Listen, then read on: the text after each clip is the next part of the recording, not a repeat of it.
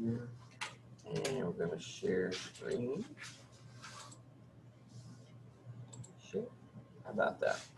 Just working perfect today. Needed to.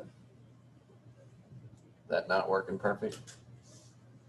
Camera's goofy. What's up with the camera? You don't want to see that, do you? Did she change the camera? Is that what? Is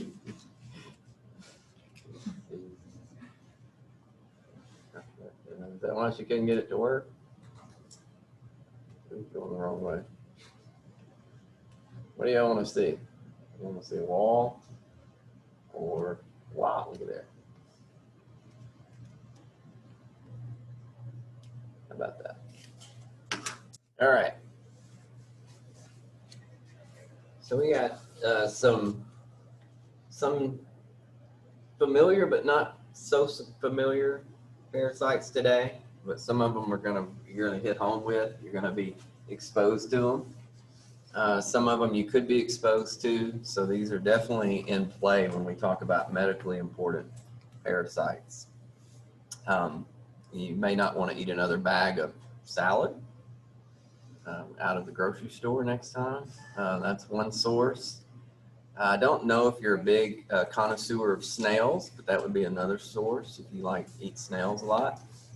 And then lastly, if you have pets. So those are kind of the sources of all these, especially puppies. Okay. So here's our long list, our next to last list. So we will, give it a shot, right? We have some pronunciations here to help us out. We do have these downstairs, some of these. So parasitology lab will go through up to spring break kind of as we finish this unit. We'll also finish off looking at live our stool samples. So we're getting there. There is another slideshow. If you've looked at Blackboard, there's another slideshow for slideshow 2 with parasitology. Those slides will be included in the final lab exam. So we'll go through those and edit those too, just like we did for the midterm. But there's also going to be virology on that last test. So don't think it's just slides this time. But everybody did well on the first slideshow. Angio Strongylus cantonensis, rat lungworm. This is going to be our Hawaiian. If you saw, I opened up the ones that are in class, they saw I opened up a Hawaii CDC page, and we'll show that later in lecture. We have some numbers that are need to be updated. So I wanted to show you the updated numbers. We have Angiostrongylus, how would we say that? Costeriacensis, Diarrhea immitis. Anybody know what that one is? Heartworm of dogs and cats. So that's the one we're going to talk about, your furry little friends at home. Visceral larval migraines. And we're going to do Gnathostoma spini germ. And then we have Dracunculus metanensis, and we're going to ask some of we have some stories from the old stories of some pilgrimages, and we'll talk about that, how it got its name with that name. It really is the guinea or guinea worm. And then finally, for those that like to eat undercooked pork, that would be our Trichinella spiralis. So we definitely have a group here that we could be coming in contact with, all this whole group. So we'll start with Angiostrongylus cantonensis, the rat lungworm. So you would imagine the rat's going to play a part in this, and it does. Geography: China, Southeast Asia, tropical Pacific Islands, Central America, Cuba, and in the United States, Hawaii is definitely in play with Louisiana and South Florida. So we definitely have some issues close to us definitely could come rolling into your clinic or your ER lab. So how is it transmitted? It's transmitted through the ingestion of raw slugs and land snails, freshwater prawns, and vegetables contaminated with their slimes. Have you ever gone outside and seen a path of whatever on your sidewalk or your driveway and you're wondering what it is? It's probably a trail of snail or slug slime. And then also, it's less common. The parasite can also be transmitted with infected crabs, shrimp, and frogs. So that definitely can come in. We have some restaurants in town that like to serve those delicacies. In rats, the infective larvae migrate the GI tract to the meninges, which are the coverings of the brain. Young adults migrate to the pulmonary arteries where they mature in the lung. So that's kind of the life cycle in the rat. So if you didn't know what a slug looked like, that's him. And he is right sitting on top of, probably if you went to get a salad today, they would grab a piece of this that he's sitting on. Has anybody ever found one in a salad? Like, opened up a bag from the grocery store and boom, there you found some snails sitting on that. No? Well, you might want to look, right? Especially after. Because you may think, oh, that's just a mushroom or something, right? And it actually is a little live critter in your bag of salad that you just bought. So here's that infective larvae. So we've been picking up these, the last couple of labs. We're going to continue to see larvae. We're going to see some more coming forth in our slideshows, which makes it so much more fun to find, right? Especially that last sample we had yesterday, which made it was so much easier to find than the actual, what we thought was going to be, the Mansoni big egg with the spike on it was going to be the easiest thing to find yesterday, and it didn't work out that way. But we did see some, so that was good.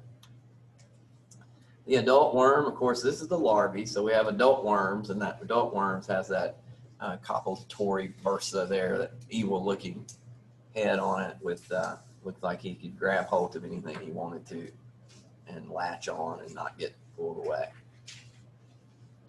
So the disease for us is it causes eosinophilic meningitis. So definitely eosinophil plays a part, right? You know that. You've taken heme. We can see that on our basic CBC. You can definitely see it on your manual diff that y'all worked on so hard last semester. So there's all kinds of reasons eosinophils increase, but one of those was, I think you remembered what? Parasites, right? Remember that? Remember that little side note? Eosinophilia will happen when you have some parasite infection. This is one of them. So in humans, it can't migrate. So it ends up just staying in the meninges, which is not a very good place to stay, right? So anytime we have anything around the meningitis area or around the brain, hopefully that's serious stuff. So headache, fever, stiff neck, all the signs of meningitis. And what we mean by stiff neck is basically, can the patient, if you ever watch a doctor examine somebody, or you've been examined for this, is can they touch their chin to their chest without definite pain, okay? And a lot of people, when they have meningitis, cannot duck their chin down without severe pain, and they give up on that. So that's one of those easy doing an assessment of your patient to check. Good thing is, it's usually benign and self-limiting, yay, and it's resolved without treatment, but we do have stories to scare you as a college kid not to eat snails or slugs, especially during, as we say, I know it doesn't happen anymore, but like during initiation ceremonies or, as a pledge or anything like that, there would never be anything that would go on that you would need to use your scientific knowledge to maybe stop. But this might be one of them, so keep it in mind when you hear stories. So here's our Hawaii story. So last 50 years, it's been endemic to Hawaii. Within the last, and this is where I'm like, well, oops, this was a slide from last year. It's like within the last 3 months. So I was like, we need to see an update. So I'm going to stop the share for a second, and we're going to bring up our update. I've got a Hawaii right here, And let's see. Well, I need to share my screen, right? Let's share this Hawaii little story. So we got up-to-date numbers from Hawaii. Everybody see that? The Angiostrongylis rat lungworm, Hawaii. Risk in Hawaii, prevention. So this is there from their disease outbreak website. Got some really good stuff, good pictures. You know, look here, this is where it could show up. It's a nickel, so it can be really small. So it goes through everything, but here's the updated numbers I wanted to give you. And this is I know it's a year late, but it's February 2020. Risk in Hawaii, we don't see any numbers so far in 21, and only 3 total cases in 2020. So as that last slide said, within the last 3 months, we had 7 cases in Hawaii. It's a few years old. But while I was looking at that, so Maui, of course, Honolulu, and Hawaii County, so the different islands. But this is one that kind of gets, you know, hey, right? So everybody's grabbed a water hose as a kid and turned that thing on and started drinking from it in the middle of the summer. And they suggest don't do that because those snails and slugs like to go into those water hoses and you may end up ingesting one accidentally. So definitely something to worry about. So I'm gonna stop the share, go back to my slideshow. So where were we here? Okay. So up to date on the Angiostrongylis outbreak in Hawaii. Oops, working now. So eating raw centipedes. Okay, so we have, anybody ever eaten a raw centipede on purpose? You even seen a centipede? Okay. Some of them can get very big. It can be a delicacy. Here is 2 patients, a story, a case study. 78-year-old woman and her 46-year-old son lived in a rural area. They were rumor was circulating that eating raw centipedes could improve your health. So people started eating raw centipedes. They became infected with the rat lungworm by doing this. And the patient's history showed that they'd eaten the centipedes without cooking them. And both mother and son were cured because they got a anti-parasitic drug, albendazole. So can be treated. So here's our scary story, take-home message. This is a reason I think of, you know, college life. 19-year-old rugby player from Australia. So you know this one's not going to end well. Ate a garden slug at a birthday party on a dare. Thought it was great, thought it was harmless. You know, why wouldn't you eat that? And who had, well, I hate to tell off on myself, but you know, when you're working with youth, sometimes we have lock-ins and sometimes we do crazy stuff too, you know. So I was thinking back, well, how could you do this? Why would somebody want to eat a slug at a party or lock in? And I remembered our game that I had, or I was participating in, which for some reason had Milk-Bone dog biscuits at the end of the little relay race. And part of the thing was to eat that. So I had eaten Milk-Bone dog biscuits. Have y'all eaten any of those before? My sister made me eat cat food when I was a kid. Cat food, dog food out of the can. Yeah, my sister made me do that too. But I was an adult at this time and ate a Milk-Bone dog biscuit at the end. And we, you know, pet food manufacturers are supposed to be pretty safe, but, you know, nobody really, I guess, didn't think much about, thought that was a practical joke, right? Safe and harmless. However, this high schooler became paralyzed and unable to convey care of himself because he became with this brain infection. We said, you know, it goes to the meninges in the human, doesn't move to the lung. So he fell in a state of extreme lethargy over a year. He fell into a coma for over a year, 420 days in a coma, and he was finally released from the hospital 3 years after eating that slug, and he's paralyzed from the neck down. So please, if you want to ever use your scientific knowledge, and you all should be like, if you're in a group like that, you maybe want to be the scientific or the healthcare or the infection control member of the group. That way they run that by you, because you know, I could see this being, you know, I know we don't have any rugby players in this class, but I know we have a rugby team, but you know, I don't know where they're taking their classes, right? So you may want to be that, help out there and help them make that call. So nearly a decade after he needs 24-hour care, I think we got the point across. He has a trach, has seizures, and if I was guessing, he's probably not alive today, but he could still be. So how do we diagnose? Well, first off, we have the CBC, eosinophilia. That's easy. That's blood smear. That's a CBC. And then we also can do a cerebral spinal fluid, because if it's in the meninges, cerebral spinal fluid would contain those larvae. Lesions are seen on CT scan, and there's serological evidence.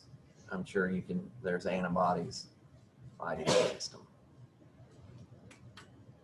Angiostrongylus costaricensis. Staricensis. I think I forgot the I that time. Here we're in Central America, South America, Brazil. Here again, transmission of the angiostrongylus is ingestion of infected slugs. In the rodent host, adult worms lay their eggs in the arterioles or the intestinal walls. Those eggs hatch, migrate through the intestinal wall, pass out in the feces, and that feces is then eaten by the slugs. That slug undergoes 2 molts in the slug, and if you eat that slug, like the infective to the rat or the human who ingests it, or contaminated vegetables. So if you eat your vegetables and you eat a slug while you're doing it. In the humans, this parasite causes an inflammatory lesion of the bowel wall, so not in the meninges. So this is an eosinophilic gastroenteritis. So we kind of moved down. The inflammation, thrombosis, necrosis. The first stage larval in the intestinal wall can trigger a massive inflammatory reaction, and it thickens off and walls off, and it could be an intestinal block because it's in your intestinal wall. The symptoms mimic intestinal problems, appendicitis, occasionally even lead to surgical removal of the intestine. So in diagnosing Angiostrongylus costaricensis, we have x-rays. It looks like colon cancer. There's something going on, and only until they go in there and actually remove it can they correct the diagnosis into the presence of these eggs and larvae in the tissue from a parasite. The weird thing about this one is, or different about this one is that the stool's not the specimen. You would think since it was in the intestinal wall, that would be where we'd want to check for it, but neither the eggs nor the larvae are found in the feces.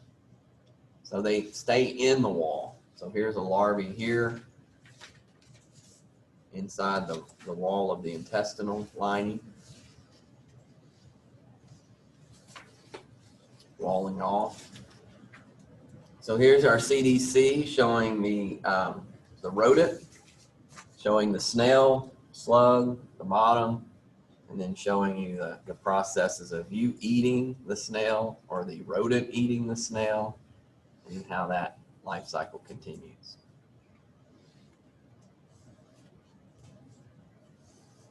So who's having a salad today? Anybody? No? All right. So then we move to one that's very familiar if you own a furry friend, and that is you need to have heartworm prevented for your furry friend at home. And the reason you need that is for this Dirofilaria immitis.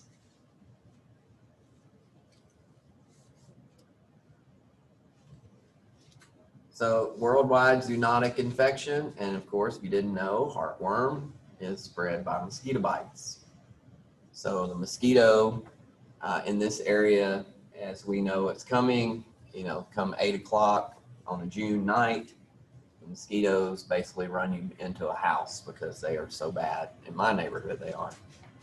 If anybody knows a way to keep them down, I appreciate it. Because believe it or not, South Haven, Mississippi doesn't have mosquitoes. Just throwing that out there. Move from there.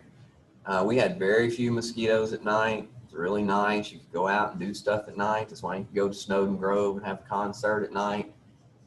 And I don't know why. I mean, I guess it's different. Like sitting still water in all the farms, like in Hot Well, they Springs, have there's none because the lakes They are have too farms over in South Haven. You know, you can drive down Church Road and there's a bean field I've or never been there. yeah, there it's farm too. Well, So compared to Arkansas County, Jonesboro is like heaven. oh, I know. Yeah, I grew up in I Deschutes. was like, I don't see any mosquitoes here.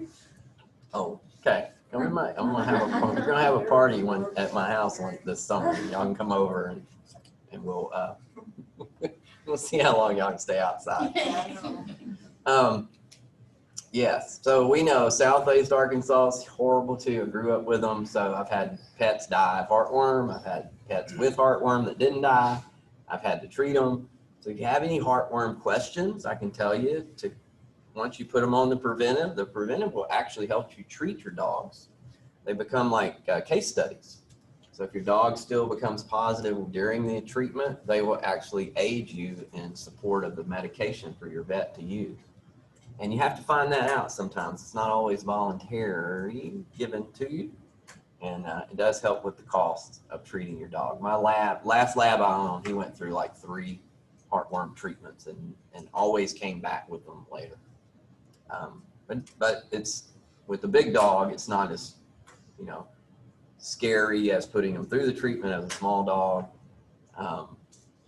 But we had to do it. We did that a few times. There's stuff like you can give your dog ivermectin as a preventive for that too. So here we are. So guess what? I know we don't think much about it, but there is a small chance that we can end up with the Diflario humidus from our dogs. If the mosquito bites the dog with the heartworm and picks up that larvae and then comes back and bites us, it can actually infect the human. So didn't know if you knew that. I hadn't heard of anybody being infected that way, but there is a slim chance of that happening. So there is probably a dog heart that just becomes overloaded after death because this has just filled up the heart where the circulation is so poor. It's basically like a big clot. So eye infection here. Never had that, but it is scary for pets, for dogs. So if you don't have a pet on that preventive, that's the best way. Keep them from getting it. Visceral larval migraines. We've had migraines before, right? Erythema migraines, you remember that? Where was that from? I had a question, right? I had a question I was supposed to answer. So before we get to the visceral larval migraines, the question was Necator americanus. What was the other name for that? Remember I sent you home yesterday to look that up and come back with an answer today? Commonly known as what? I'll give you multiple choice. Tapeworm, hookworm, pinworm. Which one? Which one is it? Necator americanus. Y'all forgot all about your homework assignment, didn't you? Zoom, y'all have an answer? I just did. What'd you get? Hook. Yeah, hookworm, right? Hookworm. We looked at hookworm larvae there at the end yesterday. All right, so visceral larva migraines. This is a non-human ascarid roundworm. Okay, so we get Toxocara canis for roundworm of dogs and Toxocara cati, roundworm of cats. So easily remembered as long as you can get the Toxocara on there. So these live in the small intestines of cats and dogs, and they produce eggs which are passed out in the feces. Right? Eggs, when embryonated, are infective to dogs, cats, and humans. So the first stage of the larvae hatch in the intestine, burrow in the intestinal wall, they migrate through the tissue, develop a second stage larva. The second stage larva can only develop in puppies less than 5 weeks old. So it is limited to young dogs, so young pups. So who hadn't had 5-week-old puppies before, right? They're the sweetest, they smell the best, and they lick all over your face, right? Well, if they are pooping, right, there is a chance that they're pooping through this larval stage. So this life cycle is similar to Scarus lumbricoides, which we were familiar with. Older puppies or adult dogs or humans, the second stage larvae migrate through the tissue, but they're unable to develop further. So they insist and stay there in the tissue. So we cannot spread them. So only the 5-week-old pup can spread this. In pregnant dogs, they exist and infect puppies through transplacental transmammary transmission. So we can have our young puppies being infected in the womb or after they're born through nursing on the adult female. So toxocariasis, we have, here's our 5-week-old pup, right? So that's where he is. So the larva released in the intestine and then circulates to the lungs and the bronchial and the esophagus tree. We get adult worms, and that little 5-week-old pup poops out eggs, right? Embryonated eggs. Those are picked up by children playing with the puppies or other dogs, right? Who hadn't had another dog eat poop out of the yard of another dog, right? That happened, yeah. So that is ingested. The larva released in the intestine circulates various organs where they are arrested, which means they're going to stay, right? They're not going to keep on going. We got that. So Canis dogs, cats, sorry. Visceral larval migraines, the highest incidence of infection because they are more likely to come in contact with the dog or the cat is a child. Or they're playing in what? They're playing in a sandbox outside that you let a cat get in there and turn into a litter box. Right, there you go. Eosinophilia again, hepatomegalia, pulmonary inflammation, cough, fever. Some cases, visual impairment, epilepsy, myocarditis, and even death. Wandering larvae produce hemorrhage, necrosis, infiltration, lymphocytes, and eosinophils. So there is a great picture of a hatching larvae out of the egg of the Toxocara. Again, I think you're familiar with this site right now when you see larvae now. Ugh. All right. That never looks good. Good. All right.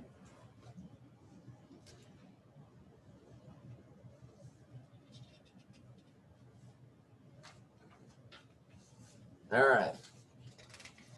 So this brings us to Gnathostoma spinaegerum. I think that's the way you pronounce those long bars above the eyes, right? Spinae. Hope so. Gnathostoma. Gnathos is jaw, stoma, mouth. China, Thailand, and the Philippines, Far East. Life cycle involves 2 intermediate hosts. We have a first intermediate host that's the copepod we're familiar with. Seen that life cycle before. That copepod becomes ingested by the second intermediate host, which is a fish, frog, snake, or bird.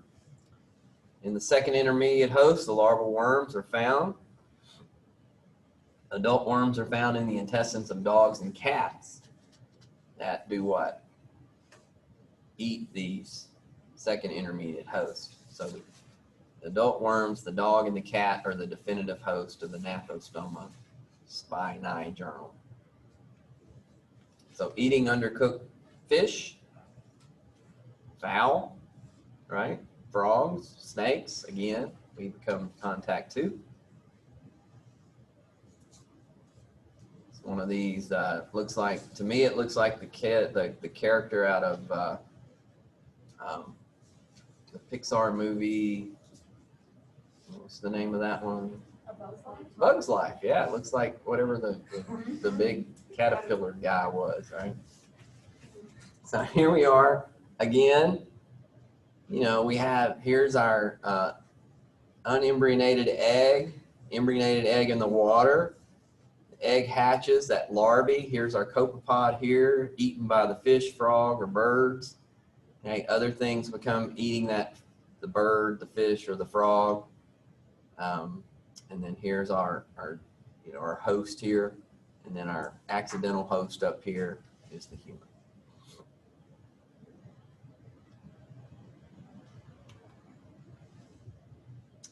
So after you ingest that undercooked fish, frog, snake, migration through the intestinal wall and peritoneal cavity produces this pain, fever, vomiting, anorexia, patches of edema in the abdomen. The edematous area may be the size of the fist, might get pruritus, or you might get rash, stabbing pain. Sometimes you can go to the ocular damage, blindness, cerebral involvement, myeloencephalitis, nerve root pain, paralysis, even worse. So you diagnose on clinical symptoms, patient's history with their dietary habits. Like, when was the last time a doctor asked you what you ate, right? Do they ask that? Should. All right. And this is where we always say, if we're going to educate our healthcare professions, we need to know what? Culture, habits, traditions, what might your patient may be doing. And they may be forthcoming with that information. They may not. All right, how we doing? You doing good? You hanging in there on Friday? All right. At least it's not going to feel like spring today. I think it's going to be a little cold and rainy. So, all right. So we got two more. It looks like. Dracunculus medanensis. Central India and Africa. Humans are the only reservoir of this parasite. There are no animal or environmental reservoir hosts for Dracunculus medanensis. So this parasite must pass from human to survive. Once prevalent in 20 nations, now it's down to only a few, 4 countries in Africa where it is endemic.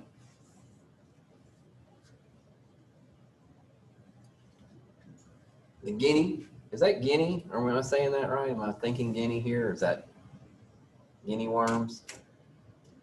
Have wound themselves around human history for thousands of years. So here we get some really, really historical naming of this one. Egyptian mummies contain these. The book of Numbers from the Bible says, Israelites were stricken by fiery serpents as they wandered the desert. It's believed to be the guinea worms. Muslim pilgrims, and I'm going to get some help. So HAJJ, help me with that one. English pronunciation? Yes. Hajj. Hajj, okay. Yes. Hajj, pilgrims on the Hajj suffered from guinea worms on their way to Medina. Correct? Medina? Yes. Okay. Means city. Yes. So they named it Little Dragon of Medina, right? Yeah. Okay. So that's where it's named. So we got dragon, Dracunculus medanensis. So it's transmitted how? Drinking contaminated water. It can be completely preventive if we don't drink contaminated water. This is one that the Carter Center, I'm thinking that's probably from former President Jimmy Carter Center, has predicted that the guinea worm disease will be the first parasitic disease to be eradicated without vaccines or medical treatment, just by cleaning up water supplies, contaminated water, getting rid of that.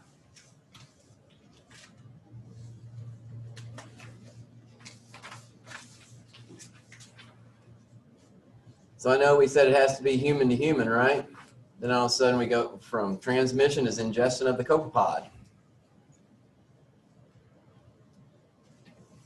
So what is up with that, Mr. Director? Why would you say that it's only going from human to human? These copepods are where? In the infected water, right? Larvae penetrate the intestinal wall, enter the deep connective tissues of the new host, and mature in approximately 1 year. Pregnant females become about 1 meter in length. They migrate to the subcutaneous tissue. Now, this is where they become known, right? A papilla is produced in the skin. The head of the female lies underneath the dermis.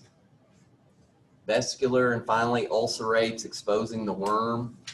The loop of the uterus becomes prolapsed through the body wall, and the worm lies in the ulcer opening. So you can see these, right? And we can grab these and we can pull these out. If you've ever seen that in a picture we're about to get to. The blister is very painful, burning sensation when the worm emerges, because the infected person often immerses that affected limb in water to relieve the burning sensation. The ulcer is immersed in water and the worm penetrates the skin, extrudes its uterus through its mouth. The uterus ruptures, larvae discharge, large numbers directly into the water. So afterwards, the female dies. So that's how, it's not that you're pooping, right? You think about infected water, right? It's you're putting your limb that has the infection in the water, and once you put it under the water, the worm realizes it's in water and decides to burst open and kill itself, basically, and get rid of all of its eggs in the water. Pretty smart. Unlike the microfilariae, the larvae have a well-developed digestive tract, never found in the blood or tissue of the host. The larvae are liberated into the water and ingested by the copepods, cyclops, where they mature inside the cyclops for about 3 weeks.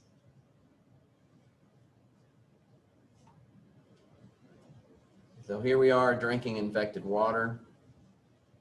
Here we had our ulcer here, female worms waiting on us to drop that into the water because it's painful and we're trying to alleviate the pain. So usually in the legs or feet, the symptoms non-associated with migrating worms. The female, to get where she wants to go, right, she's going to position herself, and when she's ready to release the egg, she excretes an acid substance. That's where the burning sensation comes from. So you're, dragging fire, if you want to think of that, and then you drop it down into the water to cool it or to relieve the symptoms, and that's exactly what the female worm wants you to do. Pretty strange and fascinating all at the same time.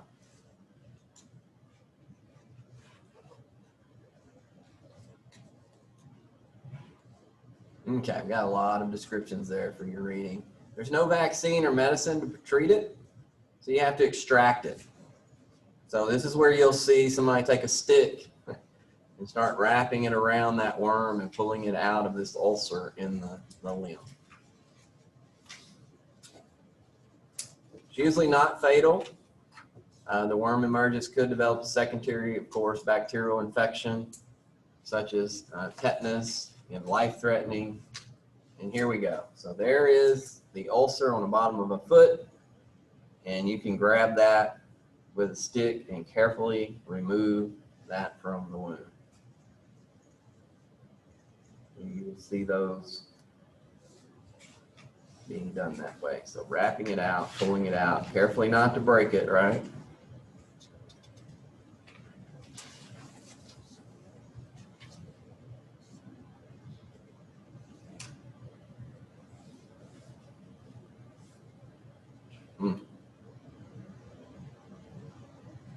Be a good show for Dr. Pimple Popper, wouldn't it? Like, what we're going to do today. Okay. All right. So that was our next to last one. Our last one is the Trichinella spiralis. So here is a parasite of carnivorous animals with little or no host specificity, and it's very common in rats and in swine because they eat the uncooked garbage and slaughterhouse scraps. So these are going to be in the meat of the animal, and then other animals will eat that and become infected too, or we may eat that of the infected animal. So it's ingestion of poorly cooked pork, So those that don't eat pork, yay, you're good. The larval exist and penetrate intestinal mucosa, becoming adult worms, mating, and lead to new babies, larvae. After 5 days, the larvae, which are deposited in the intestinal mucosa by the female, enter the lymphatic and gain access to the bloodstream. Their target organ of the larval forms are transported throughout the body. They're wanting to get to the striated muscle. So all your, the striation, the skeletal muscle is where they want to go. Within a month, they'll reach their full growth, producing inflammation of the muscles. They're coiled, they're gradually become surrounded by fibrous sheath, so they're encysted into the meat. The encysted larvae may remain visible for years, even calcifying the capsule. And when you eat that, the larvae exist after the cysts are digested and complete the cycle. They start again. So here is our meat or pork, where it's encysted in, where it's eaten. Okay, and then you can get these larvae going into adult male and female. They produce more larvae. They get into circulation. They encysted in your striated muscle, and it continues. Mild to moderate symptoms, non-specific, upset stomach, diarrhea, with or without abdominal pain for several weeks. Symptoms may include fever, eosinophilia again. You get that over and over, right? Muscle pain could lead to central nervous system involvement. Severe cases can cause death 4 to 6 weeks. So we had this case study here, finish it up. It's from 2017. We had 12 cases of trichinellosis reported in, I think it's California, Northern California, where they had a feast. And they had the tradition of lotion raw pork dish. And it was implicated where they took a wild boar, they raised it themselves, they slaughtered it on a private farm, they fed it to the party, and it infected 9 people at the party. Kidney damage. So the take-home message is educate private farmers on how to raise or watch for, or treat their pork, their pigs and their boars. And there's some pictures, and of course this is one from our slideshow on our second set. See it, all encysted into the muscle. All right, questions? Good? All right, next to lab, we got one more, and that'll be on Wednesday. And then we'll have exam 4 on Friday. It'll open early, close, so we won't have lecture next Friday. We'll have tests. And then I think we introduced virology the week before spring break, kind of as get going. And then we'll continue into Unit 5 after spring break. So that's our schedule. See you guys. Have a great weekend.